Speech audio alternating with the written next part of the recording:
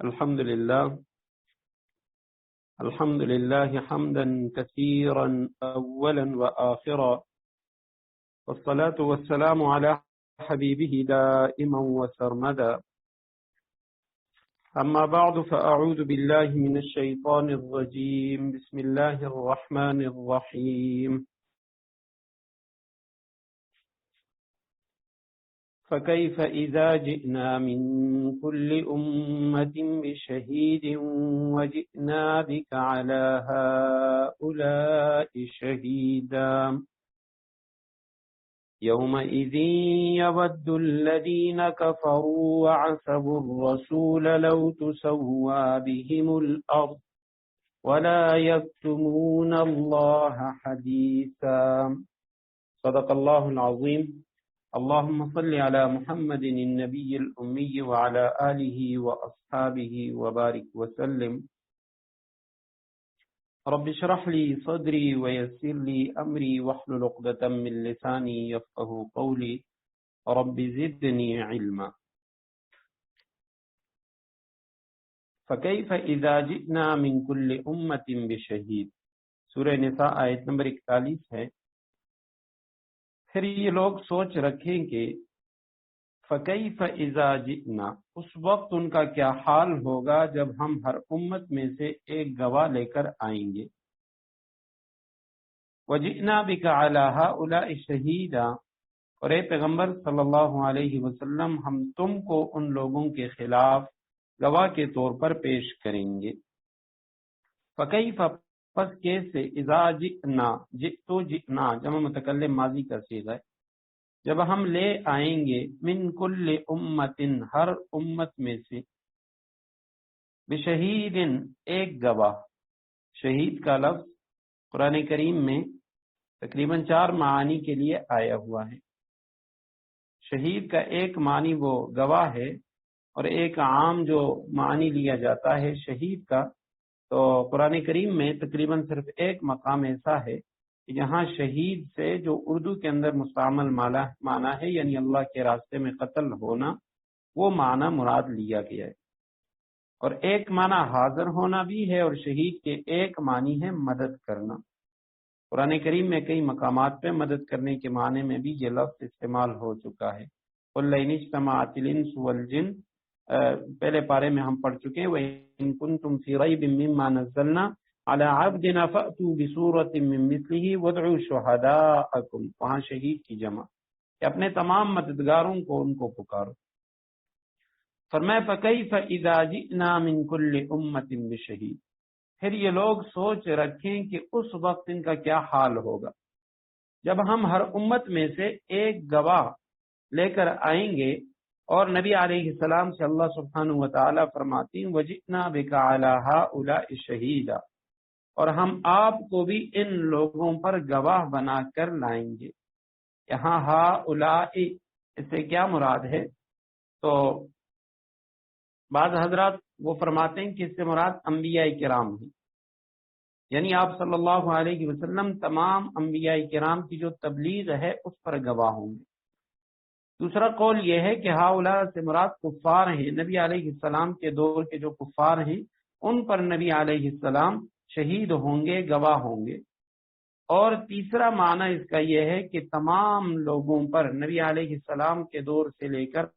آج تک، یا جتنی بھی ماقبل کی امتیں ہیں، تمام امتیں اور تمام انبیاء کرام، ان پر جو گواہ ہوں گے وہ نبی علیہ السلام ہوں گے. یعنی تمام انبیاء کرام قیامت کے روز اپنی اپنی امتوں کے اچھے برے اعمال پر گواہی دیں گے،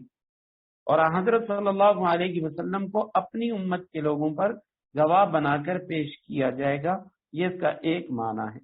اور دوسرا معنی کہ تمام انبیاء کرام اور ان کی امتوں اور نبی علیہ السلام کی امت، اس کے خلاف نبی علیہ السلام کو گواہ بنا کر پیش کیا جائے گا کہ آپ صلی اللہ علیہ وسلم ماقبل کی جو امتیں ہیں ان کے متعلق یہ گواہی دیں گے کہ ان کے جو انبیاء تھے انہوں نے اللہ سبحانہ وتعالی کی دعوت وہ ان تک پہنچائی ہے. عبداللہ ابن مسعود رضی اللہ تعالی عنہ کی روایت ہے بخاری شریف میں کہ حضور اقدس صلی اللہ علیہ وسلم نے عبداللہ ابن مسعود رضی اللہ تعالیٰ عنہ سے فرمایا کہ مجھے قرآن سناؤ. حضرت عبداللہ ابن مسعود رضی اللہ تعالیٰ عنہ نے عرض کیا کہ یا رسول اللہ، آپ مجھ سے سننا چاہتے ہیں، حالانکہ قرآن کریم تو آپ پر نازل ہوا ہے؟ تو آپ صلی اللہ علیہ وسلم نے فرمایا ہاں پڑھو۔ تو عبداللہ ابن مسعود رضی اللہ تعالیٰ عنہ فرماتے ہیں میں نے سورہ نساء کی تلاوت شروع کر دی، اور جب یہ آیت کریمہ نمبر 41 فَكَيْفَ إِذَا جِئْنَا مِن كُلِّ أُمَّةٍ بِشَهِيدٍ یہاں پہنچا تو آپ صلی اللہ علیہ وسلم نے فرمایا اب بس کرو۔ اور جب میں نے یعنی تلاوت ختم کی اور بس کیا تو آپ صلی اللہ علیہ وسلم کی طرف نظر اٹھا کر دیکھا تو آپ صلی اللہ علیہ وسلم کی مبارک آنکھیں جو ہیں وہ آنسوؤں سے تر تھی۔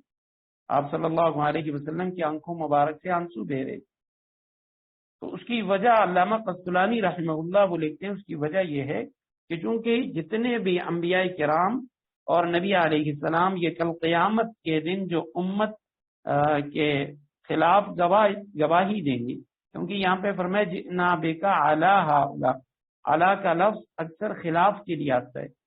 یعنی امت کے خلاف، امت کے جو برے اعمال ہیں ان پر وہ گواہی دیں گے۔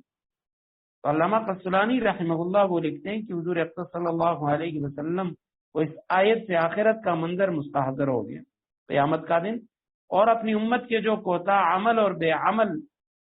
لوگ ہیں ان کی بابت خیال آیا، تو اس لیے آپ صلی اللہ علیہ وسلم کی آنکھوں مبارک سے آنسو جاری ہو گئے کہ بھئی نبی علیہ السلام اپنی امت کے جو گناہگار ہیں ان کے خلاف گواہی دیں گے۔ یومئذ یود الذین کفروا وعصوا الرسول لو تسوی بهم الارض، یومئذ اس دن یعنی قیامت والے دن کہ جن لوگوں نے کفر اپنا رکھا ہے، یود وہ لوگ چاہیں گے، وعصوا الرسول اور جنہوں نے رسول کی نافرمانی کی، جن لوگوں نے کفر اپنا رکھا ہے اور جنہوں نے رسول کی نافرمانی کی، نافرمانی کا رویہ اختیار کیا ہے، اس دن یود، یومئذ یود اس دن وہ یہ تمنا کریں گے، لو تسوی بہم الارض کاش انہیں زمین میں دھنسا کر اس کے برابر کر دیا جائے، یعنی ان پر زمین برابر کر دی جائے، ولا یکتمون اللہ حدیثا اور وہ اللہ سے کوئی بات چھپا نہیں سکیں گے۔ یومئذ اس دن، قیامت کے دن، یود مودت سے ہے، پسند کرنا، چاہنا، آرزو کرنا، وہ پسند کرے گا، آرزو کرے گا، الذین وہ لوگ، کفروا جنہوں نے کفر اپنا لیا ہے، وعصوا عصوا اور انہوں نے نافرمانی کی، جمع کا صیغہ ہے الرسول، رسول کی، نبی علیہ السلام کے ساتھ انہوں نے نافرمانی کا رویہ اختیار کیا، لو تسوی وہ یہ تمنا کریں گے، لو کے معنی کاش، تسوی مجہول کا صیغہ ہے مضارع کا، سوا یسوی کے معنی ہے برابر کرنا، تو تسوی کے معنی ہے برابر کر دیا جائے، کاش برابر کر دیا جائے، بہم الارض ان پر زمین، یعنی انہیں زمین میں دھنسا کر اور اوپر سے جو زمین ہے وہ برابر کر دی جائے، ولا یکتمون اور وہ نہیں چھپائیں گے اللہ سبحانہ وتعالی سے حدیثاً کوئی بھی بات، اللہ سبحانہ وتعالی سے وہ کوئی بات چھپا نہیں سکیں گے۔ تو قیامت کے دن جو کافر ہیں میدان محشر میں، جب وہ دیکھیں گے کہ اللہ سبحانہ وتعالی انسانوں کے درمیان انصاف فرما رہے ہیں، بلکہ یہاں تک احادیث میں آتا ہے کہ جانور جنہوں نے دنیا میں ایک دوسرے پہ ظلم کیا ہے تو ان کا بدلہ بھی اللہ سبحانہ وتعالی ان سے لیں گے، تو اس وقت ان کو حسرت ہوگی اور وہ تمنا کریں گے کاش ہم بھی مٹی ہو جاتے۔ سورہ نبا میں فرمایا یقول الکافر یا لیتنی کنت ترابا، کہ کافر کہے گا کہ ہائے کاش میں مٹی ہو جاتی، میں بھی مٹی میں مل جاتا، تو اس وقت یہ کافر یہ تمنا کریں گے، اور ولا یکتمون اللہ حدیثا اللہ سبحانہ وتعالی سے کوئی بات نہیں چھپا سکیں گے، کیونکہ اللہ سبحانہ وتعالی سب کچھ جاننے والا ہے، تو لہذا وہاں یہ یعنی اپنے کفر سے انکار نہیں کر سکیں گے، اپنی بدعملیوں سے انکار نہیں کر سکیں گے، اور اللہ سبحانہ وتعالی کے سامنے وہ سب کچھ واضح ہوگا۔ یا ایھا الذین آمنوا لا تقربوا الصلاة وانتم سکارى حتى تعلموا ما تقولون ولا جنبا الا عابري السبيل، سورہ نساء 7واں رکوع یہاں سے شروع ہو رہا ہے اور آیت کریمہ کا نمبر 43 ہے۔ شروع میں آغاز میں اسی سورت کے ابتدا میں ہم پڑھ چکے تھے، میں نے مختصر خلاصہ پوری سورت کا عرض کیا تھا اور اس میں ہم نے یہ پڑھا تھا کہ یہاں تک سورت کے شروع سے آیت نمبر 43 تک یہ جو خطاب ہے یہ امت مسلمہ سے ہے، مسلمانوں سے خطاب ہے، اور اس کے بعد مختلف آیات کے اندر مختلف لوگوں سے خطاب ہے۔ مثلا یہاں کے بعد جو تقریباً 14 آیات بنتی ہیں تو ان میں پھر یہودیوں کی جو خرابی اور بدعملیاں ہیں ان کا ذکر ہے، اور اس کے بعد پھر جو اسلامی سلطنت ہے، خلافت ہے، اس کا تذکرہ ہے۔ یا ایھا الذین آمنوا، اے ایمان والو، لا تقربوا الصلاۃ، تم نماز کے قریب نہ جانا، وانتم سکارا، جب تم نشے کی حالت میں ہو، حتی تعلموا، جب تک کہ تم یعنی تعلموا سمجھنے لگو، ما تقولون، جو کچھ تم کہہ رہے ہو، ولا جنوبا، اور جنابت کی حالت میں بھی، یہاں تک کہ جب تک تم غسل نہ کر لو تو تب بھی نماز کے قریب نہ جاؤ، نماز جائز نہیں۔ الا، مگر، الا یہ کہ عابری سبیل، تم مسافر ہو اور پانی نہ ملے تو تیمم کر کے نماز پڑھ سکتے ہو، حتی تغتسلوا، جب تک تم غسل نہ کر لو۔ اس کا تعلق اس کے ساتھ ہے ولا جنوبن، کہ اگر تم جنابت کی حالت میں ہو تو نماز نہ پڑھو، حتی تغتسلوا، جب تک تم غسل نہ کر لو۔ اور درمیان میں یہ جملہ الا عابری سبیل، اس کا تعلق بعد میں آیت کریمہ کے اندر بعد میں سفر کے احکامات آ رہے اس کے ساتھ، سوائے اس صورت کے کہ تم یعنی سفر میں ہو اور پانی نہ ملے تو تیمم کر کے نماز پڑھ سکتے۔ وَإِن كُنتُم مَرْضَىٰ، اگر تم بیمار ہو، او علی سفر، یا سفر پر ہو، او جاء احد، یا تم میں سے کوئی شخص آ جائے، من الغائط، قضائے حاجت کی جگہ سے، او لامستم النساء، یا تم نے عورتوں کو چھوا ہو، فلم تجدوا، بس تم کو پانی نہ ملے، ماء پانی، فتیمموا، تو تم تیمم کر لو، سعیدن طیبن، پاک مٹی سے، فامسحوا بوجوہکم، اب اس کا طریقہ بتایا جا رہا ہے، اپنے چہروں کو مسح کرو، وایدیکم، اور اپنے ہاتھوں، یعنی اپنے چہروں اور ہاتھوں کا اس مٹی سے مسح کر لو۔ ان اللہ کان عفوا غفورا، بے شک اللہ بڑا معاف کرنے والا، بڑا بخشنے والا ہے۔ یا ایھا الذین آمنوا، اے ایمان والو، 89 مرتبہ قرآن کریم کے اندر یہ خطاب آیا ہوا ہے،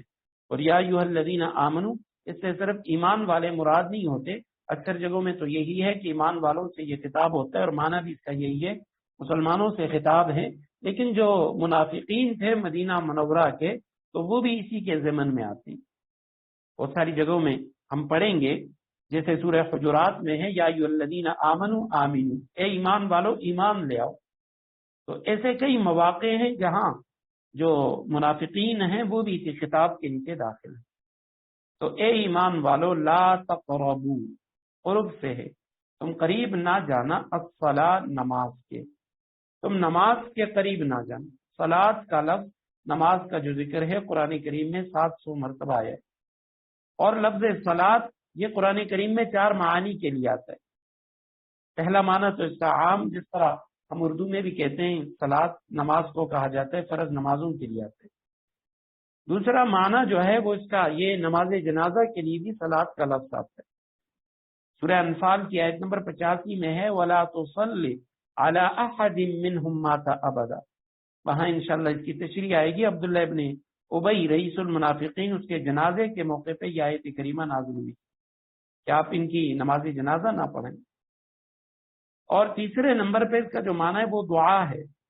وَصَلِّ عَلَيْهِمْ إِنَّ صَلَاتَكَ سَكَنٌ لَهُمْ، آپ ان کے حق میں دعا کیجئے، یقیناً آپ کی دعا وہ ان کے لیے باعث تسلی ہے۔ اور چوتھے نمبر پہ قرآن کریم میں اگر صلاۃ کے لفظ کی نسبت اللہ سبحانہ و تعالیٰ کی طرف ہو تو اس کا معنی رحمت ہے، جیسے سورہ احزاب اس کی آیت نمبر 56 میں ہے، ان اللہ وملائکتہ یصلون علی النبی، یقیناً اللہ سبحانہ و تعالیٰ اور فرشتے وہ نبی علیہ السلام پہ درود بھیجتے ہیں۔ تو یہاں یصلون کے معنی رحمت ہے کہ اللہ سبحانہ و تعالیٰ اپنے حبیب صلی اللہ علیہ وسلم پہ رحمت بھیجتی. لا تقربوا الصلاۃ، نماز کے قریب نہ جاؤ. عام معنی تو یہی ہے، البتہ امام شافعی رحمہ اللہ وہ فرماتے ہیں یہاں پہ الصلاۃ یہ جائے نماز یعنی مسجد کے معنی میں. لا تقربوا الصلاۃ، تم مسجد کے قریب نہ جاؤ. وانتم سکارا، اس حال میں کہ سکارا تم نشے میں ہو. سکارا یہ سکران کی جمع ہے، سکران عربی میں کہتے ہیں نشے کی حالت کو. سکر کا لفظ سکر اور اسی طرح سکرا اس کے معنی ہے یعنی شراب سے مدہوش ہو جانا. تو انتم سکارا کے معنی درا حال ہے کہ تم شراب کے نشے میں ہو تو تب نماز کے قریب نہ جانا. حتی تعلموا، یہاں تک کہ تعلموا تم سمجھنے لگو، تمہیں پتہ چلے، ما تقولون جو تم کہتے ہو. ولا جنوبا، اس کا تعلق بھی لا تقربوا کے ساتھ ہے کہ تم نماز کے قریب نہ جاؤ. ولا جنوبا، جنابت کی حالت میں، جنابت کی حالت میں بھی نماز نہ پڑھو سوائے اس کے کہ تم یعنی غسل کر لو. آگے حتی یہاں تک تغتسلوا، تم غسل کرو. درمیان میں الا عابری سبیل، مگر یہ کہ تم مسافر ہو. عابری سبیل کے معنی عابری اس میں فاعل کا صیغہ ہے، گزرنے والے کو کہا جاتا ہے، عبور کرنے والے. عابر عبور کا لفظ اردو میں مستعمل ہے تو یہ اسی معنی میں ہے، راہ چلتے مسافر کو کہا جاتا ہے. تو عابری سبیل یعنی راستے کا مسافر.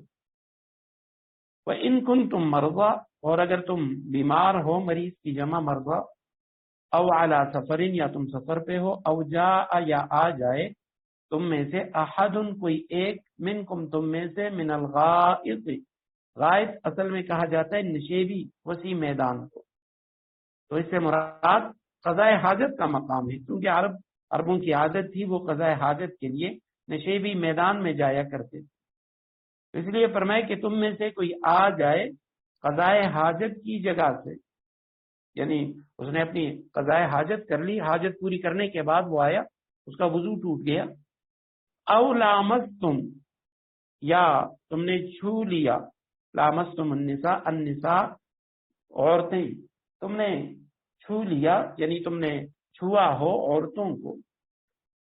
فلم تجدو، پس تم نہ پاؤ، ما ان پانی، فتیمموا، تو تم تیمم کرو. تیمم کے اصل معنی ہے قصد کرنا، ارادہ کرنا. شریعت کی اصطلاح میں طہارت حاصل کرنے کے لیے پاک مٹی کا قصد کرنا، یہ تیمم ہے. سعیدن، یہ دوبارہ آ گیا، زمین کو کہا جاتا ہے خاک کو. الصعود کے معنی اوپر چڑھنا، اور سعید یہ زمین کا جو اوپر والا چہرہ ہے، وجہ الارض زمین کا بالائی حصہ، اس کو سعید کہا جاتا ہے کہ اس سے آپ تیمم کریں. اور سعیدن کے ساتھ دوسرا لفظ ہے طیبن، زمین ہو مٹی ہو لیکن پاک. ہم صحب نماز وہ تو ہر زمین پہ ہو سکتی ہے لیکن تیمم کے لیے پاک مٹی کا ہونا ضروری ہے.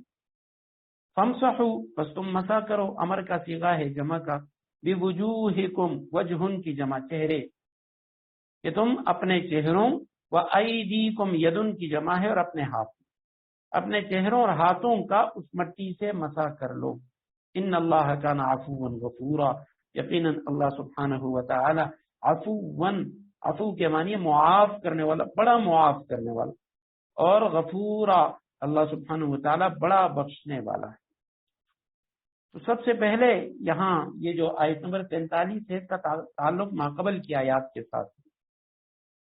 اور یہاں فرمائے کہ لا تقربوا الصلاۃ وانتم سکارا، نشے کی حالت میں تم نماز کے قریب مت جاؤ. قرآن کریم میں سورہ بقرہ کے اندر ہم یعنی شراب کے متعلق پڑھ چکے ہیں، جہاں اللہ سبحانہ و تعالیٰ نے شراب کا ذکر کیا تھا. اور یہ چونکہ ہم پڑھ چکے ہیں کہ شراب، اس کی جو حرمت ہے وہ تدریجن ہے، آہستہ آہستہ یہ شراب کی حرمت ہوئی ہے، ایک ساتھ شراب کی حرمت نہیں ہوئی. تو یہ جو آیت کریمہ ہے اس کا شان نزول یہ ہے کہ ایک موقع پہ مدینہ منورہ میں حضرت عبد الرحمن ابن عوف رضی اللہ تعالی عنہ، انہوں نے صحابہ کرام کی دعوت کی، اور بعض روایات میں آتا ہے کہ یہ ان کی شادی کا موقع تھا. اس میں حضرت عبد الرحمن ابن عوف رضی اللہ تعالیٰ عنہ نے دیگر صحابہ کرام کے ساتھ حضرت علی کرم اللہ وجہ ان کو بھی دعوت دی. تو جب انہوں نے کھانا کھایا، کھانے کے بعد کیونکہ شراب کے بھی حرمت کا حکم نازل نہیں ہوا تھا، تو صحابہ کرام نے شراب پی، اور اس کے بعد انہوں نے ایک صاحب کو، ابو داود اور ترمذی شریف کی روایت میں صحیح حدیث ہے جس میں آتا ہے کہ حضرت علی رضی اللہ تعالیٰ عنہ نے نماز پڑھائی. اب حضرت علی کرم اللہ وجہ ان کا بہت بڑا مقام ہے، لیکن چونکہ یہ واقعہ شراب کی حرمت سے پہلے کا ہے، اہل تشیع شیعہ حضرات اس کا انکار کرتے ہیں، وہ کہتے ہیں کہ ایسا کوئی واقعہ نہیں ہے، حالانکہ ابو داود کے اندر صحیح حدیث موجود ہے، ترمذی کے اندر حدیث موجود ہے. جبکہ ایک روایت میں حضرت عبد الرحمن ابن عوف رضی اللہ تعالیٰ عنہ کا ذکر آتا ہے کہ نماز انہوں نے پڑھائی، اور بعض روایتوں میں آتا ہے کہ ایک صاحب نے نماز پڑھائی، صحابہ میں سے ایک صحابی نے نماز پڑھائی، اور مغرب کی نماز تھی تو فاتحہ پڑھنے کے بعد قل یا ایھا الکافرون انہوں نے شروع کیا، اور اس میں یا ایھا الکافرون لا اعبد میں لا انہوں نے چھوڑ دیا، اعبد ما تعبدون. اور بعض روایتوں میں آتا ہے کہ یہاں پہ چاروں جگہوں میں انہوں نے لا کا لفظ نہیں پڑھا. اے کافرو، جن بتوں کی عبادت تم کرتے ہو ہم بھی انہی کی عبادت کرتے ہیں، اور جن کی عبادت ہم کرتے ہیں تم انہی کی عبادت کرتے ہیں. تو وہ لا چھوڑ دیا، جس کی وجہ سے اس کا معنی بالکل الٹ ہو گیا. لا اعبد ما تعبدون، میں عبادت نہیں کرتا ان بتوں کی جن کی تم عبادت کرتے ہو، جبکہ لا کو ہٹا دیا تو معنی بنا کہ میں عبادت کرتا ہوں ان بتوں کی جن کی تم عبادت کرتے ہو. تو اس موقع پہ قرآن کریم کی یہ آیت کریمہ نازل ہوئی کہ لا تقربوا الصلاۃ وانتم سکارى، تم نماز کے قریب نہ جاؤ جب تم نشے کی حالت میں ہو. تو چونکہ شراب کے متعلق ہم پہلے پڑھ چکے، مختصراً میں اس کا خلاصہ عرض کرتا ہوں کہ یہ جو شراب کی حرمت کے متعلق قرآن کریم کی آیات ہیں، یہ تقریباً 4 آیات کریمہ ہیں. ان میں سے سب سے پہلی جو آیت کریمہ ہے وہ سورہ نحل کی آیت نمبر 67 ہے. وَمِن ثَمَرَاتِ النَّخِيلِ وَالْأَعْنَابِ تَتَّخِذُونَ مِنْهُ سَكَرًا وَرِزْقًا حَسَنًا، کہ یہ جو انگور اور اسی طرح کھجور ہے تو اس کے پھلوں میں سے تَتَّخِذُونَ مِنْهُ سَكَرًا، تم اس میں سے شراب یعنی نشہ وہ بھی بناتے ہو، وَرِزْقًا حَسَنًا اور رزق حسن بھی لیتے ہیں. تو وہاں نہ شراب کی حرمت کا ذکر ہے، نہ شراب کے متعلق کوئی ممانعت، البتہ لطیف اشارہ فرما دیا گیا کہ یہ رزق حسن نہیں ہے. ویسے کھجور کا کھانا اور انگور کا کھانا وہ رزق حسن ہے، لیکن فرمایا کہ تتخذون منہ سکرا ورزقا حسنا، ایک طرف شراب نشے کا ذکر اور دوسری طرف رزق حسن، تو اشارہ فرما دیا کہ یہ جو نشہ ہے یہ رزق حسن نہیں. اس کے بعد دوسری جو آیت کریمہ ہے سورہ بقرہ کی آیت نمبر 219، یا یسألونک عن الخمر والمیسر، صحابہ آپ سے پوچھتے ہیں شراب کے بارے میں اور جوئے کے بارے میں، آپ فرما دیجئے کہ قل فیہما اسم کبیر ومنافع للناس، اس کا گناہ بھی ہے، بڑا گناہ ہے، اور لوگوں کے لیے اس میں منافع بھی ہے. واسمہما اکبر من نفعہما، گناہ اس سے زیادہ ہے. اس کے بعد تیسری جو آیت کریمہ وہ یہی آیت کریمہ سورہ نساء کی آیت نمبر 43، لا تقربوا الصلاۃ وانتم سکارى، نماز کے قریب نہ جاؤ جب تم نشے کی حالت میں. چوتھی اور آخری جو آیت کریمہ ہے وہ سورہ مائدہ کی آیت نمبر 90 ہے، یا ایھا الذین آمنوا انما الخمر والمیسر والانصاب والازلام رجس من عمل الشیطان فاجتنبوہ، اے ایمان والو یقیناً شراب، جوا، انصاب اور ازلام یہ رجس من عمل الشیطان، گندگی ہے، شیطان کا عمل ہے، فاجتنبوہ، وہاں پہ حکم دیا گیا کہ اس سے بچو. تو اب سب سے پہلے یہ جو سوال ہوا سورہ بقرہ کے اندر جس کا ذکر ہے، مدینہ منورہ میں چند صحابہ کرام حضرت فاروق اعظم رضی اللہ تعالیٰ عنہ، معاذ ابن جبل اور دیگر انصاری صحابہ آپ صلی اللہ علیہ وسلم کی خدمت میں حاضر ہوئے اور انہوں نے شراب اور جوئے کے بارے میں سوال کیا، تو تب سورہ بقرہ کی آیت نمبر 219 نازل ہوئی. پھر اس کے بعد یہ عبد الرحمن ابن عوف رضی اللہ تعالیٰ عنہ کی دعوت کا واقعہ کہ مغرب کی نماز میں ایک صاحب نے قل یا ایھا الکافرون وہ غلط پڑھا، تو یہ سورہ نساء کی آیت نمبر 43 نازل ہوئی. تو اب بہت سارے صحابہ وہ رک گئے کہ چونکہ اس میں ممانعت ہے کہ نماز کے اوقات میں شراب نہ پیے، لا تقربوا الصلاۃ وانتم سکارى، نشے کی حالت میں نماز کے قریب مت جاؤ، تو مطلب یہ ہے کہ نمازوں کے اوقات میں شراب نہ پیو، نشہ نہ کرو۔ تو بہت سارے صحابہ وہ اس سے رک گئے، لیکن کچھ حضرات صحابہ وہ اب بھی یعنی شراب پیتے تھے۔ تو اس کے بعد حضرت عتبان ابن مالک رضی اللہ تعالیٰ عنہ نے چند صحابہ کرام کی دعوت کی، جن میں حضرت سعد بن ابی وقاص رضی اللہ تعالیٰ عنہ بھی تھے۔ تو اسی دعوت میں شراب کا دور چلا، اور شراب پینے کے بعد ایک انصاری صحابی اور سعد بن ابی وقاص رضی اللہ تعالیٰ عنہ ان کے آپس میں لڑائی ہو گئی۔ باتوں باتوں میں اس انصاری صحابی نے ایک اونٹ کے جبڑے کی ہڈی کو حضرت سعد بن ابی وقاص کے سر پہ دے ماری۔ تو انہوں نے آپ صلی اللہ علیہ وسلم کے پاس شکایت کی، تو اس موقع پہ آپ صلی اللہ علیہ وسلم نے دعا فرمائی، اللہم بین لنا فی الخمر بیانا شافیا، کہ اللہ شراب کے متعلق ہمیں کوئی واضح دو ٹوک حکم اے اللہ وہ نازل فرما دے۔ تو اس موقع پہ سورہ مائدہ کی آیت نمبر 91 انما الخمر والمیسر والانصاب یہ آیت کریمہ نازل ہوئی۔ تو یہاں فرمایا لا تقربوا الصلاة وانتم سکارى حتى تعلموا ما تقولون ولا جنبا الا عابری سبیل۔ تو پہلا جو مسئلہ ہے آیت کریمہ میں وہ تو یہی ہے کہ بھئی نشے کی حالت میں نماز کے قریب نہ جاؤ، یعنی نمازوں کے اوقات میں نشے سے اپنے آپ کو باز رکھو۔ حتی تعلموا ما تقولون، یہاں تک کہ تم سمجھو ما تقولون، جو تم کہتے ہو۔ ایک اور بات کی طرف بھی اشارہ ہوا، بہت سارے حضرات وہ کہتے ہیں کہ جو شخص وہ عربی نہ سمجھے، اس کو پتہ نہ ہو کہ وہ نماز میں کیا پڑھ رہا ہے، تو کہتے ہیں اس کی نماز کا فائدہ نہیں ہے، اسے نماز کا جو اصل مقصد ہے وہ حاصل نہیں ہوتا، کیونکہ اسے علم ہی نہیں ہے کہ وہ کیا پڑھ رہا ہے، اس کو نماز کے سبق کا ترجمہ نہیں آتا۔ تو قرآن کریم نے یہاں پہ تفہمو کا لفظ استعمال نہیں کیا کہ تم جانو، تم پہچانو کیا پڑھ رہے ہو، یا اسی طرح تفقہو کہ تمہاری سمجھ میں آئے، بلکہ قرآن یہ کہہ رہا ہے کہ حتی تعلمو، تم جانو، یعنی تمہیں پتہ ہو کہ جو کچھ تم کہہ رہے ہو کہ اس میں تم سے کوئی غلطی نہ ہو، عربی الفاظ کے اندر تمہیں یہ پتہ ہو تو تمہاری نماز ہو جاتی ہے۔ ولا جنوبا الا عابری سبیل، اگر تم جنبی ہو تو تب بھی نماز کے قریب نہ جاؤ۔ الا عابری سبیل، سوائے اس کے اگر تم مسافر ہو اور پانی نہ ملے تو تیمم کر کے نماز پڑھ سکتے ہو۔ حتی تغتسلوا، یہاں تک کہ تم غسل کرو۔ اب یہاں پہ الا عابری سبیل یہ جو ٹکڑا ہے یہ درمیان میں آ چکا ہے، حالانکہ اس کے بعد وَإِن كُنتُم مَرْضَىٰ أَوْ عَلَىٰ سَفَرٍ، وہاں دوبارہ مسافر کے لیے تیمم کا ذکر آ رہا ہے۔ تو ہمارے اکثر جو حضرات مفسرین کرام وہ فرماتے ہیں اس کا معنی یہی ہے الا عابری سبیل، سوائے اس کے کہ جنبی کے لیے نماز کی اجازت تو نہیں ہے، لیکن اگر وہ سفر میں ہے، اور چونکہ سفر میں اس کی رخصت زیادہ ہے کہ وہاں اگر دور پانی موجود ہے یا کسی شخص کے پاس پانی موجود ہے لیکن تھوڑا سا ہے، وہ اگر وضو کرتا ہے یا غسل کرتا ہے تو اس کے پینے کے لیے پانی نہیں بچتا یا کھانا پکانے کے لیے پانی نہیں بچتا، تو اس کو رخصت ہے کہ وہ کھانے میں وہ پانی استعمال کرے، اور یہ ہے کہ غسل کے بجائے وہ تیمم کرے۔ تو اس لیے یہاں پہلے عابری سبیل کا ذکر آ گیا اور بعد میں دوبارہ سفر کا ذکر کیا،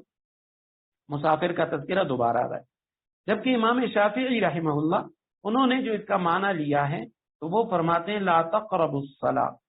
اس کے معنی یہ ہیں کہ الصلاۃ سے مراد یہاں پہ نماز کی جگہ یعنی مسجد ہے، لا تقربوا المسجد، کہ تم مسجد کے قریب نہ جاؤ، وانتم سکارا، اس حال میں کہ تم نشے میں ہو، یہاں تک کہ تم جانو ما تقولون، جو تم کہو گے نماز میں، ولا جنوبن، کہتے ہیں تم جنبی بھی ہو تب بھی نماز مسجد کے قریب نہ جاؤ، الا عابری سبیل، سوائے اس کے کہ بوقت ضرورت تم مسجد سے گزرنا چاہو۔ کہ بعض انصار صحابہ کرام ان کے گھر کا جو راستہ تھا وہ مسجد نبوی کے اندر سے گزرتا تھا، فرماتے ہیں یہ ان لوگوں کے لیے رخصت کا ذکر ہے کہ کوئی شخص اس کے گھر کا راستہ مسجد کے اندر سے ہے، یا کوئی شخص مسافر ہے وہ مسجد میں سویا ہوا ہے اور وہاں اسے جنابت لاحق ہو گئی، تو اب اس کے لیے رخصت کا تذکرہ ہے کہ الا عابری سبیل، جنبی وہ مسجد کے قریب نہ جائے، لیکن اگر مسافر ہے یا وہ یعنی مسجد ہی کے اندر سے اس کا راستہ ہے تو وہ جنبی مسجد کے اندر سے گزر سکتا ہے۔ حتی تغتسلوا، یہاں تک کہ تم غسل کرو۔ وَإِن كُنتُم مَرْضَىٰ، اور اگر تم مریض ہو، بیمار ہو، پانی کا استعمال کرنا اس سے تمہارے مرض کے بڑھنے کا اندیشہ ہے یا ہلاکت کا اندیشہ ہے، اور ڈاکٹر نے منع کیا کہ تم پانی نہ ٹھنڈا پانی استعمال کر سکتے ہو نہ گرم پانی، یا اس طرح ہے کہ کسی کے لیے ٹھنڈا پانی وہ استعمال نہیں کر سکتا اور پانی گرم کرنے کے لیے اس کے پاس کوئی صورت نہیں ہے۔ او اعلی سفرین، یا کوئی شخص سفر میں ہے اور اس کے پاس پانی نہیں ہے، دور کسی جگہ میں ہے۔ او جاء احد منکم من الغائط، یا آیا تم میں سے کوئی شخص من الغائط قضاء حاجت کی جگہ سے۔ او لامستم النساء، یا تم نے چھو لیا اپنی عورتوں کو، بیویوں کو، تم نے ان سے جمع کر لیا۔ اور فلم تجدو، بس تم نہ پاؤ ماء ان پانی، تو تیمم کرو سعیدن طیبن، پاک مٹی کے ساتھ۔ اور اس کا طریقہ فامسحوا بوجوہکم وایدیکم، اپنے چہروں کو ملو اس مٹی سے اور اپنے ہاتھوں۔ یہاں پہ آیت کریمہ میں یہ جو اس کا ذکر ہے تیمم کا ذکر، تو اس کی طرف جانے سے پہلے او لامستم النساء، لامستم النساء اس سے مراد جمع ہے۔ یہ بڑے لطیف کلمات ہیں کہ نازک سے نازک طبع شخص پر بھی یہ گراں نہیں گزرتے۔ قرآن کریم کا کلام خداوندی کا یہ بھی اعجاز ہے، ایک اچھی تعبیر ہے۔ لامستم النساء لمس سے ہے، مس کے معنی بھی چھونا اور لمس کے معنی بھی چھونا۔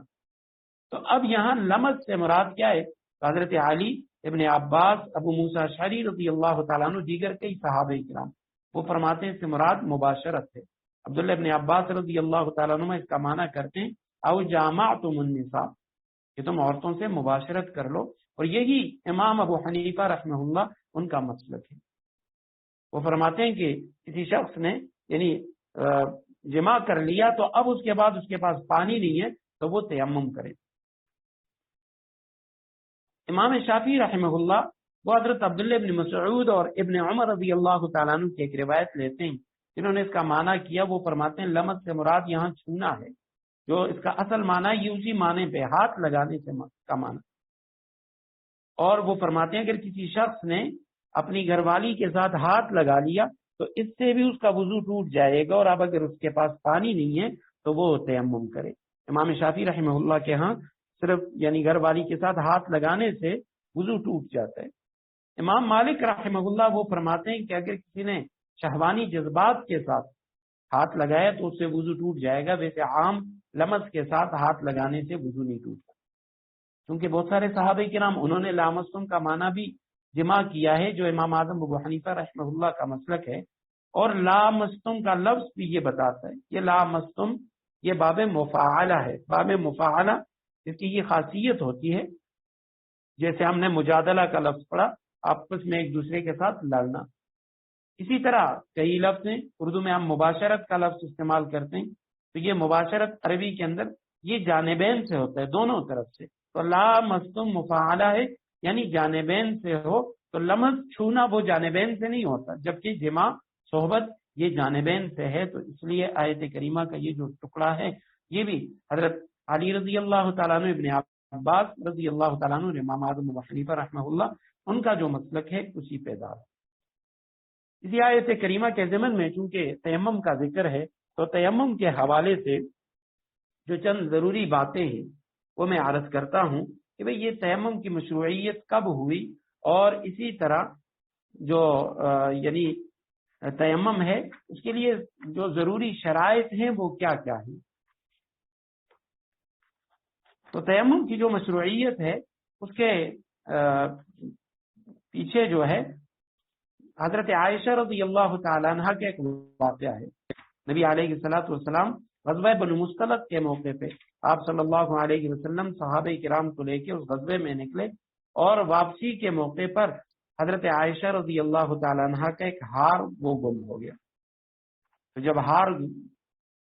گم ہوا صحابہ کرام اس کی تلاش میں تھے، آپ صلی اللہ علیہ وسلم نے صحابہ کرام کی ڈیوٹیاں لگائی تھیں، اور وہ ہار ڈھونڈتے ڈھونڈتے اس پہ کافی وقت لگ گیا۔ کافی وقت صرف ہونے کے بعد چونکہ وہاں پہ پانی بھی نہیں تھا، اب صحابہ کرام وہ پریشان ہو گئے کہ نماز کا وقت ہے اور ہمارا وضو بھی نہیں ہے، تو ہم وضو کیسے کریں گے؟ تو اس موقع پہ اللہ سبحانہ و تعالیٰ نے یہ تیمم کا حکم نازل کیا اور صحابہ کرام کو تیمم کی اجازت دی۔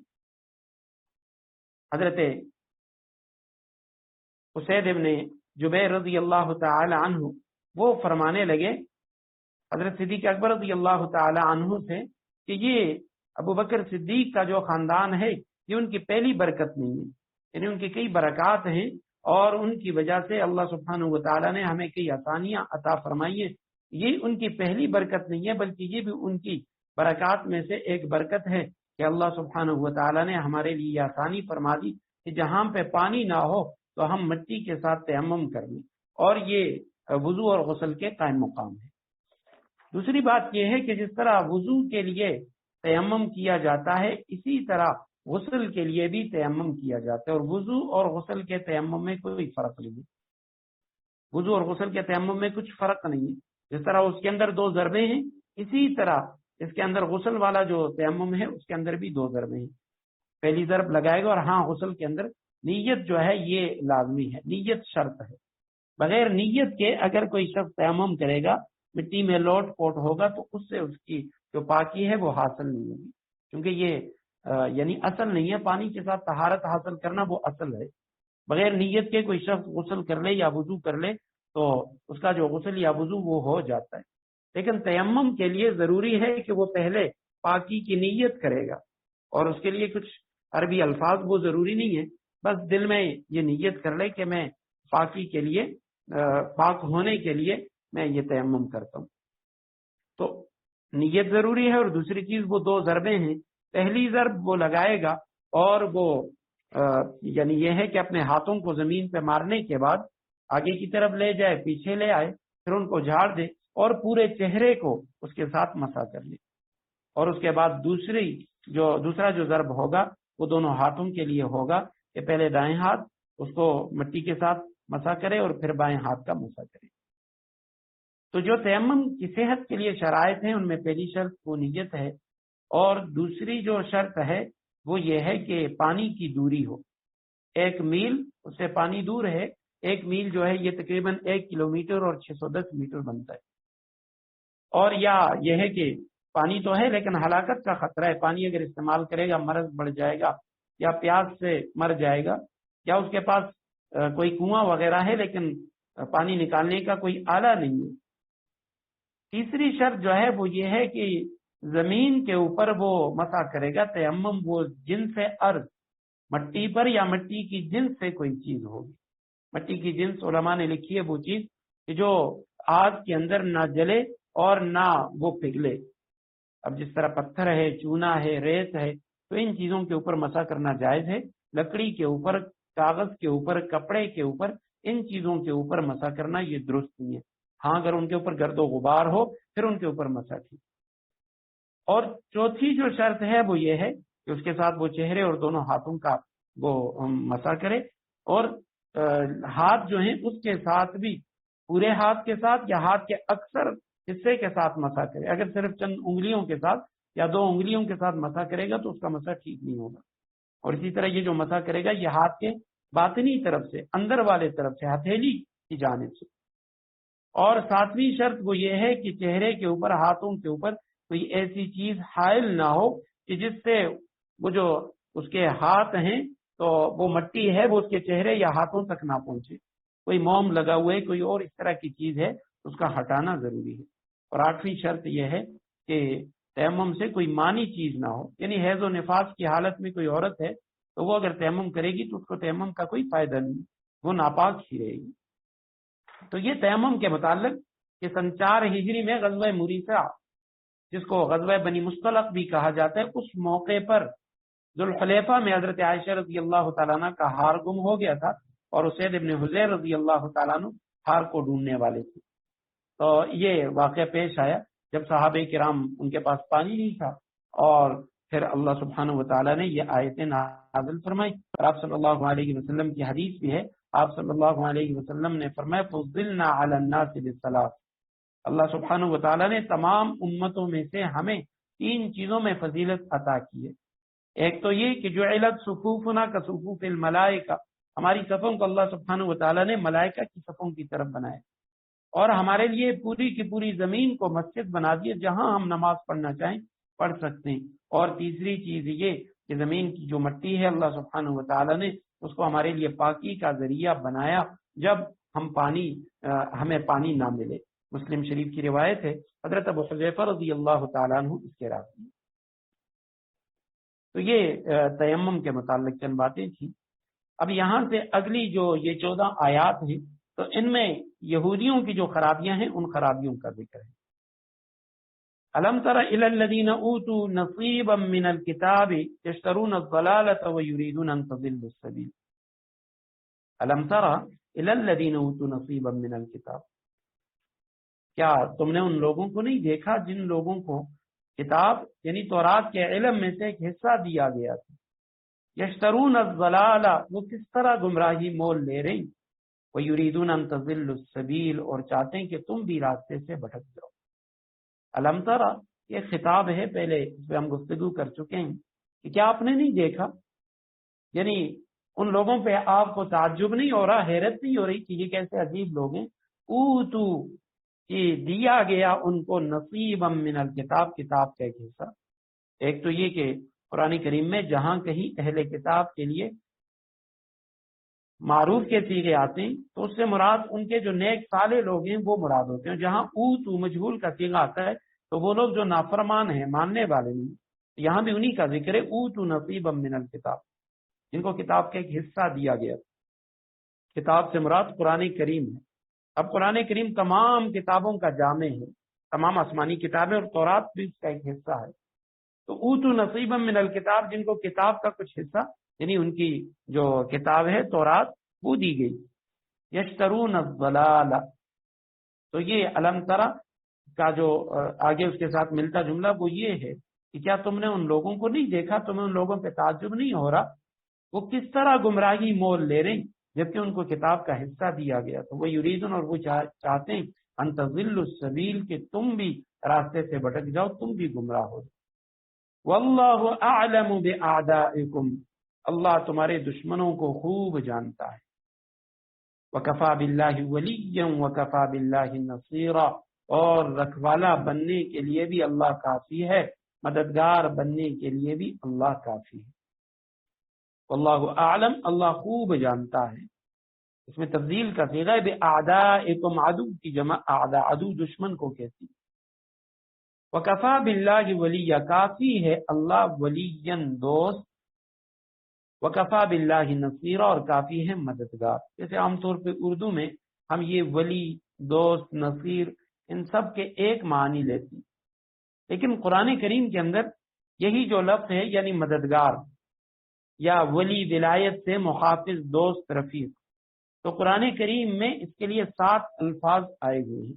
7 مختلف الفاظ ہیں جو انہی معنی کو بتاتے ہیں، مددگار ہی کا معنی وہ بتاتے ہیں۔ ان میں سے مثلا ناصر کا لفظ ہے، اور اسی طرح ناصر سے ملتا جلتا نصیر کا لفظ ہے، اور اسی طرح انصار کا لفظ ہے۔ یہ تینوں لفظ بھی قرآن کریم میں آ چکے ہیں۔ دوسرا لفظ وہ حواری کا لفظ ہے۔ تیسرا جو لفظ ہے وہ ولی یا مولا، اللہ ولی الذین آمنوا، یہ بھی ہم پڑھ چکے ہیں۔ اور اسی طرح شہید کا لفظ ہے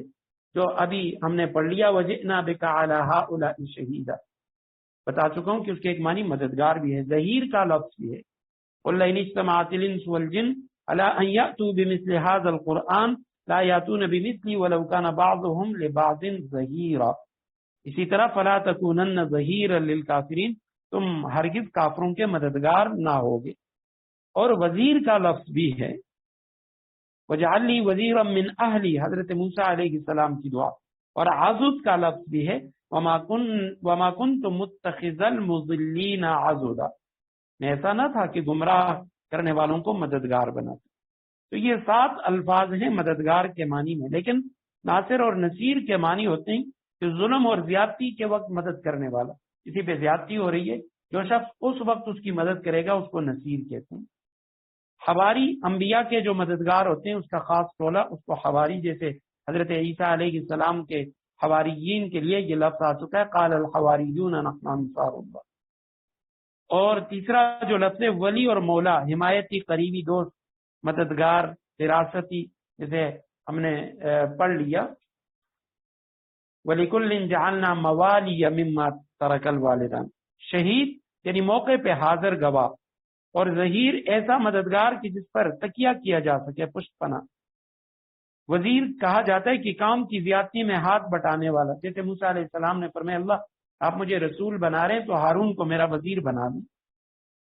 اور عضد کے معنی دست و بازو ثابت ہونے والا مددگار۔ تو یہاں یہ جو دو لفظ آئے ہیں ولی، ولی کے معنی یعنی وہ شخص کہ جو آپ کی مدد کرنے والا، آپ کا دوست، آپ کا حمایتی، اور نصیر کہ جب آپ پہ ظلم ہو اور کوئی شخص وہ آپ کی مدد کرے۔ تو فرمائے کہ اللہ سبحانہ و تعالیٰ ایسی ذات ہے کہ جو کافی ہے باللہ اللہ ولیًا دوست،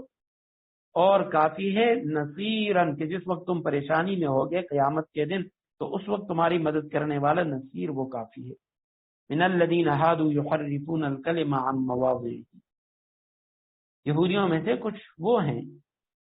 یحرفون الکلم عن مواضعہ جو تورات کے الفاظ کو ان کے محل سے ہٹا ڈالتے ہیں، وَيَقُولُونَ سَمِعْنَا وَعَصَيْنَا، اور اپنی زبانوں کو توڑ مروڑ کر وہ یہ کہتے ہیں سمعنا وعصینا، اور اسی طرح واسمع غیر مسمع، اسمع غیر مسمع یہ لفظ کہتے ہیں، وراعنا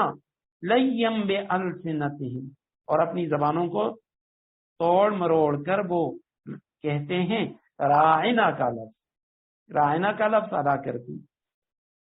وطعنا فی الدین، اور اسی طرح وہ دین میں طعنہ زنی کرتے ہیں، وَلَوْ أَنَّهُمْ قَالُوا، اور اگر یہ لوگ کہتے، قالوا یہ کہتے سمعنا ہم نے سن لیا، وَأَطَعْنَا اور ہم نے اطاعت کر لی، اگر سمعنا عصینا کی جگہ سمعنا اطعنا کہتے، واسمع وانظرنا اور اسمع غیر مسمع کی جگہ اسمع وانظرنا کہتے، لکان خیرا لہم تو ان کے لیے بہتر تھا، وَأَقْوَمْ اور راست بازی کا راستہ ہوتا، وَلَكِنْ لَعَنَهُمُ اللَّهُ بِكُفْرِهِمْ لیکن ان کے کفر کی وجہ سے اللہ نے ان پہ لعنت فرمائی، ان پر پھٹکار ڈال رکھی ہے، فَلَا يُؤْمِنُونَ إِلَّا قَلِيلًا اس لیے تھوڑے سے لوگوں کے سوا وہ ایمان نہیں لاتے۔ من الذین ہادو یہودیوں میں سے، ہادو جمع مذکر غائب کا صیغہ، ہود اس کا مصدر ہے، یعنی وہ لوگ جو یہودی ہوئے، یہودیوں میں سے کچھ لوگ یحرفون تحریف کرتے ہیں، بدل ڈالتے ہیں، تحریف لفظی بھی کر رہے تھے اور معنوی دونوں طرح کی تحریف وہ کیا کرتے تھے۔ یحرفون الکلم عن مواضعہ، یہاں پہ معنی ہوگا کہ وہ تورات کے الفاظ کو ان کے محل سے ہٹا دیتے، مواضع موضع کی جمع اس کی جگہ، اپنی جگہوں سے اسے ہٹا دیتے، ویقولون اور وہ کہتے سمعنا وعصینا، سمعنا کے معنی ہم نے سن لیا، وعصینا اور ہم نے نافرمانی کی، واسمع غیر مسمع اور اسی طرح وہ کہتے اسمع سن غیر مسمع کہ تو نہ سنے، سنیے نہ سنوائے جاؤ، اور اسی طرح راعنا کا لفظ وہ کہا کرتے تھے لیم بألسنتہم، لین کے معنی ہے اپنی زبانوں کو یعنی لین موڑ دینا، اپنی زبانوں کو موڑنا، گمانا، اور راعنا کے معنی ہماری رعایت کر، ہماری طرف کان لگا، مراعات سے ہے یہ لفظ، اور اسی طرح وطعنن فی الدین، طعنن کے معنی ہے طعنہ زنی کرنا، فی الدین دین میں طعنہ زنی کرتے ہوئے، ولو انہم اور اگر یہ لوگ قالو کہتے سمعنا ہم نے سن لیا، واطعنا اور ہم نے اطاعت کر لی، واسمع وانظرنا اور اسی طرح وہ کہتے اسمع آپ سن لیجئے، وانظرنا اور ہمارا انتظار کیجئے، ہماری رعایت کیجئے، لکان خیرا لہم تو یہ ان کے لیے زیادہ بہتر تھا، وَأَقْوَمْ اور زیادہ راست بازی کا ذریعہ تھا، وَلَكِنْ لَعَنَهُمُ اللَّهُ لیکن اللہ نے لعنت فرمائی ان پر، بِكُفْرِهِمْ ان کے کفر کی وجہ سے، فَلَا يُؤْمِنُونَ إِلَّا قَلِيلًا ایمان نہیں لاتے ان میں سے، الا قلیلا مگر بہت کم لوگ، وہ تھوڑے سے لوگ ہیں ان میں سے جو ایمان لانے والے ہیں۔ تو یہاں ان آیات کے اندر یہودیوں کی جن خرابیوں کا ذکر ہے یہ اس سے پہلے بھی ہم پڑھ چکے ہیں، سورہ بقرہ کی آیت نمبر 104 میں اس کی تفصیل وہ گزر چکی۔ سب سے پہلے تو یہ لوگ کیا کرتے ہیں، ان کی ایک خرابی یہ تھی کہ یہ راعنا کا لفظ استعمال کیا کرتے تھے، اور سورہ بقرہ کی آیت نمبر 104 میں اللہ سبحانہ و تعالیٰ نے فرمایا لا تقولوا راعنا، राइना का लफ्ज तुम ना कहो। अब राइना का माना क्या है, तो इसके कई मानी उलमा किराम ने लिखे हैं। एक माना तो इसका ये है राइना का, किसके मानी है, यानी रियायत करना। तो वो लोग इससे ये माना लेते कि आप हमारी रियायत रखें, यानी कंप्रोमाइज करें हमारे साथ, कुछ चीजें हम आपके दीन से ले लेते हैं, कुछ आप हमारी दीन से, और आप हमें मुशरिक काफिर ना कहें। बाज़ ने कहा है कि आप सल्लल्लाहु अलैहि वसल्लम ने नबूवत से पहले क़ब्ल नबूवत मक्का वालों की आप सल्लल्लाहु अलैहि वसल्लम बकरियां चराया करते थे मकाम करारीत पर। तो चूंकि अरबी में राई बकरियों के चरवाहे को कहा जाता है, तो इसलिए वो लोग यहाँ राइना का माना वो लेते थे। असल इसके मानी है कि यानी हमारी रियायत कीजिए, लेकिन वो कहा करते थे कि राइना अलियाज़ु बिल्लाह कि आप हमारे चरवाहे हैं। और तीसरा माना इसका ये भी किया गया कि रा ये मिस्र वालों का सबसे बड़ा बुत था। इसी से फिरौन भी है कि मिस्रियों का जो सबसे बड़ा बुत था, सबसे बड़ा देवता, उसको आमन रा उसका नाम था। और रा उसके जो अवतार थे, अवतार होने की वजह से जो फिरौन मिस्र के बादशाह थे उनको भी फारा कहा जाता था, और वही लफ्ज जब अरबी में आया तो वो फिरौन कहलाए। और बाज़ हजरात ने कहा है कि ये असल में इब्रानी जबान में इससे मिलता जुलता एक लफ्ज था जिसके मानी है सुन तू बहरा हो जाए। जैसे यहाँ पे इस्मा गैर मुस्माइन अलियाज़ु बिल्लाह वो नबी अलैहिस्सलाम से कहा करते थे कि सुन तू बहरा हो जाए। तो फरमाया ये जो यहूदी हैं, तो पहली बात तो ये है कि ये तौरात के अल्फाज को अपनी जगह से हटा देते हैं। समिअना व असैना ये कलमा कहते हैं। अब इसके दो मतलब हैं। एक मतलब तो यह समिअना हमने सुन लिया, व असैना हमने नाफरमानी की। तो वो जबान से ऊंची आवाज से कहते हैं समिअना, नबी अलैहिस्सलाम से कहते हमने आपकी बात सुन ली, और फिर आहिस्ता से कह देते व असैना, लेकिन हम मानते नहीं है, हम मानने के लिए तैयार नहीं।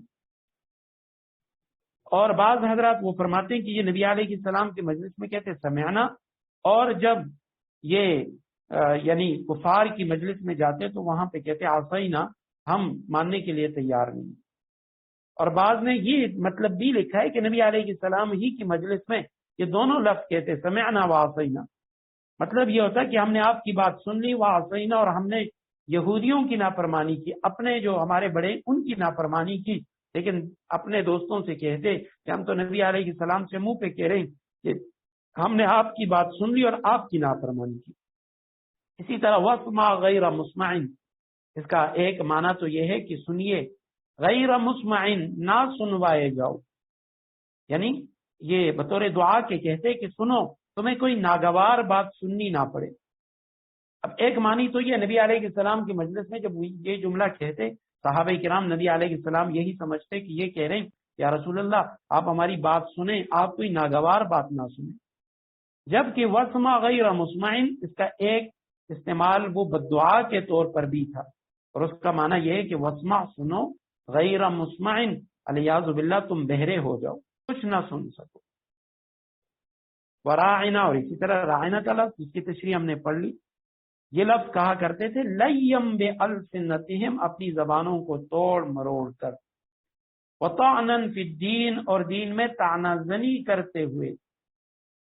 वलौ अन्नहुम क़ालू समिअना व अताना, और अगर ये लोग इसकी जगह पे समिअना व अतैना की जगह समिअना व अताना कहते हमने सुन लिया और मान लिया,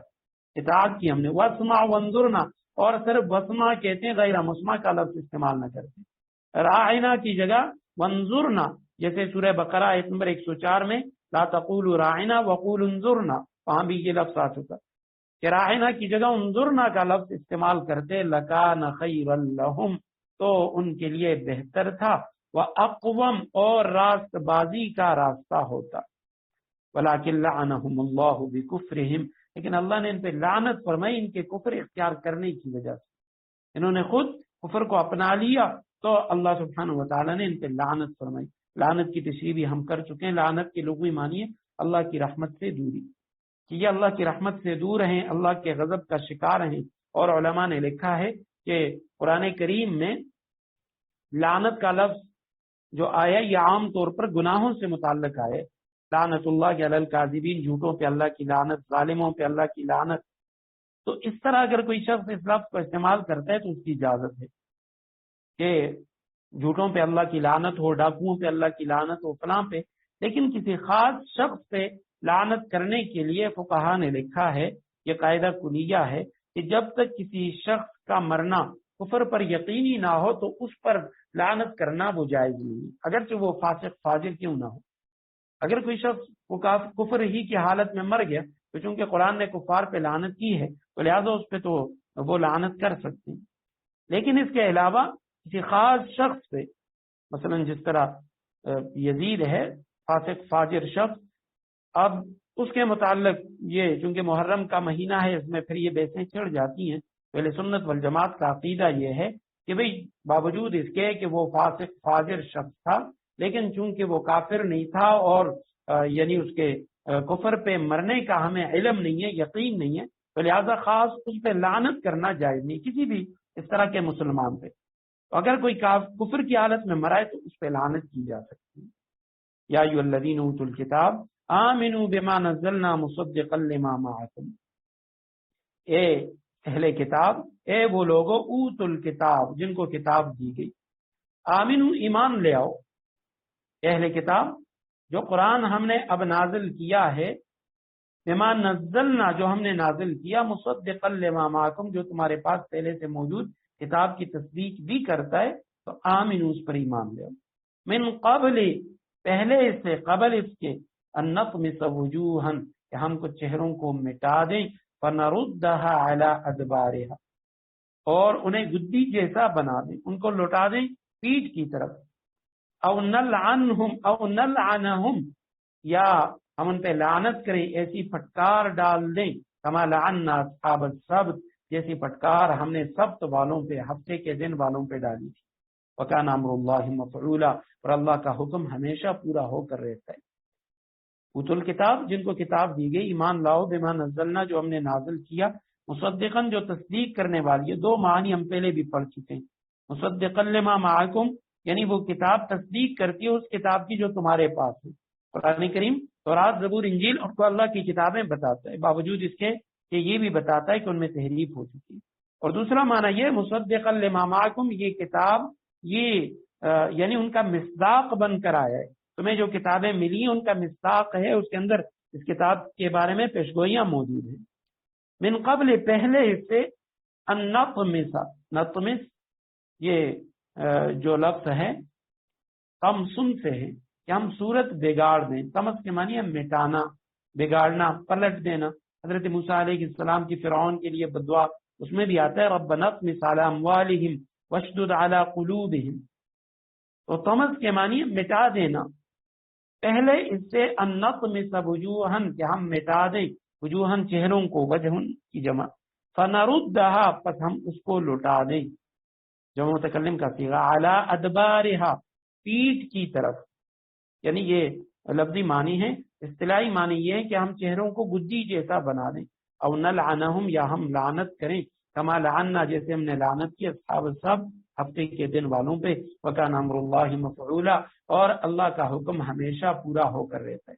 تو یہاں اللہ سبحانہ وتعالی نے یہ جو فرمایا فنردھا علی ادبارہا یعنی چہرے کے نقش و نگار کو مٹا کر پورے چہرے کو پیٹ کی جانب الٹ دیں۔ دوسرا مطلب یہ ہے کہ چہرے کو گدی کی طرح اسپاٹ اور صاف کر دیں۔ اب یہ جو عذاب کا ذکر ہے ان آیات میں، تو آیا یہ واقع ہو چکا ہے یا نہیں؟ تو کچھ حضرات فرماتے ہیں کہ قرب قیامت یعنی قیامت کے آنے سے پہلے یہودیوں پر یہ عذاب آئے گا، اس طرح کا عذاب۔ بعض حضرات فرماتے ہیں چونکہ آیت میں ہے کہ آمنو ایمان لے آؤ، اور کچھ لوگ ان میں سے یہودیوں میں سے ایمان لے آئے، لہذا عذاب نہ آیا۔ حضرت تھانوی رحمہ اللہ وہ فرماتے ہیں کہ آیت کریمہ کے اندر عذاب کا یقینی ذکر نہیں ہے بلکہ احتمال بیان کیا جا رہا ہے، تو چونکہ یقینی ذکر نہیں ہے لہذا اسی لیے اگر عذاب ان پہ پہلے آیا یا نہ آئے تو اس سے آیت کریمہ کے بارے میں کوئی اشکال اس پہ نہیں پڑے۔ جبکہ اس کی چھوٹی تشریح علامہ بیضاوی اور قرطبی انہوں نے یہ کیا کہ یہاں تمس کا جو معنی ہے صورتیں مٹا دینا، فرمایا یہ یعنی معنوی طور پر ہے، یعنی ان کی صلاحیتوں کا چھن جانا، تو ان کی صلاحیتیں اللہ سبحانہ وتعالی نے لے لی۔ اور دوسری آیت کریمہ کے اندر جو فرمایا نلعنہم کما لعنا اصحاب السبت، اس سے مراد وہ اصحاب السبت جو حضرت داؤد علیہ السلام کے دور میں گزرے. بعض حضرات نے کہا یہ یرمیہ یا حزقیل نبی اس کے وقت میں گزرے تھے، اور چونکہ یہودیوں کو ہفتے کے دن شکار سے منع کیا گیا تھا، یہ لوگ اس دن ہیلے بہانے کے ساتھ شکار کیا کرتے تھے، تو اللہ سبحانہ و تعالیٰ نے ان کی صورتوں کو مسخ فرمایا، کچھ کو خنزیر اور کچھ کو بندر بنا دیا. بارک اللہ لی ولکم فی القرآن العظیم، وآخر دعوانا ان الحمد للہ رب العالمین.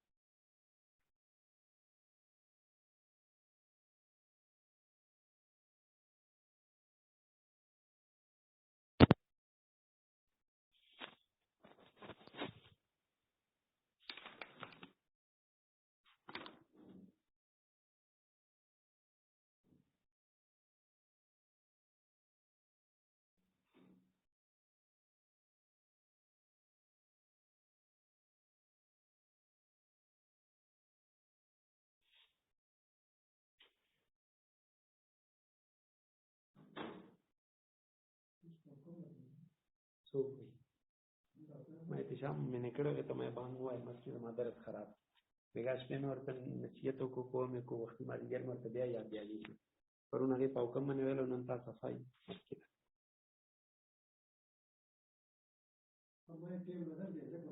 ٹیم جب بدل کرو ٹیم آگے تیل نن بدل کرو